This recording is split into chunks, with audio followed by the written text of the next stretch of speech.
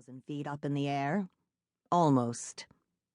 Within minutes, they were out of the low-lying clouds clustered over the Anchorage Bowl, and mountains Denali and Foraker loomed up on the right. Foraker looked like a square, stolid Norman keep, and Denali like a home for gods.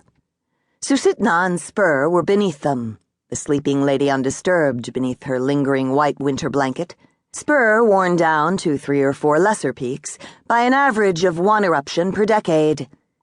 Redoubt, a once perfect cone blown to a shark's tooth, barely registered through the window before the plane banked right and southwest. Liam swallowed hard.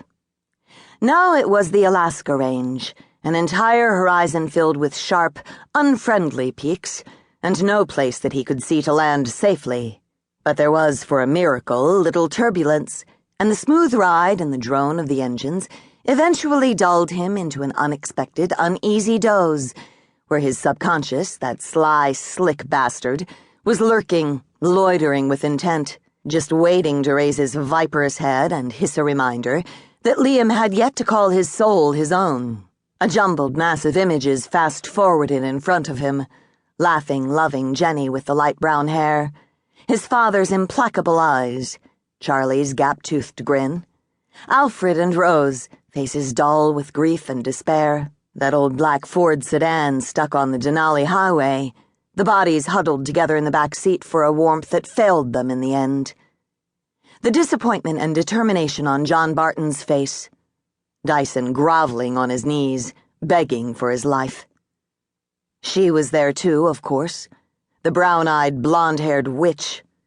Once again she turned and walked away, down the street, around a corner, and out of his life, and once again the grief of parting jerked him up in his seat, with a jolt, heart pounding, palms sweaty, the loss as sharply felt as if he had suffered it yesterday.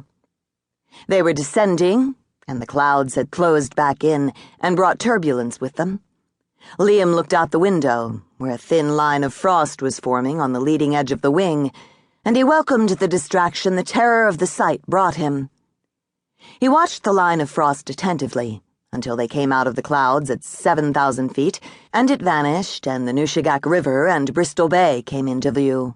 To Liam it looked like the approach to heaven, an image enhanced by the golden rim of sunshine shining through the gap between the clouds and the expanse of gray water that took up the whole southern horizon. 10 minutes later they were on the ground, at the end of a paved runway 6,000 feet in length, plenty long enough for the 737s loaded with herring roe and salmon, the reason for the city of Newenham's existence, the raison d'etre of Bristol Bay, and, at least indirectly, the cause of Liam's new posting. Congratulations, he thought. You're a trooper, again. He'd removed his sergeant's insignia from his uniform before he'd left Glenallen, and had it cleaned twice to fade the marks where it had been. With luck, no one would know. His uniform was packed in a bag stored in the hold. All the pictures on the news had been of him in his uniform. He wanted to avoid recognition for as long as possible. The Metroliner turned off onto the taxiway. In a voice that carried to the back of the cabin, the pilot said, "What the hell?" and they screeched to a halt, the engines roaring a protest. Everyone was thrown forward against their seatbelts, and some who had unbuckled too soon found their faces right against the backs of the seats in front of them. By the time Liam got his heart restarted, the pilot had shut down both engines and the co-pilot had the door open and the steps let down. Liam unbuckled his belt with shaky hands and was on the ground right behind him.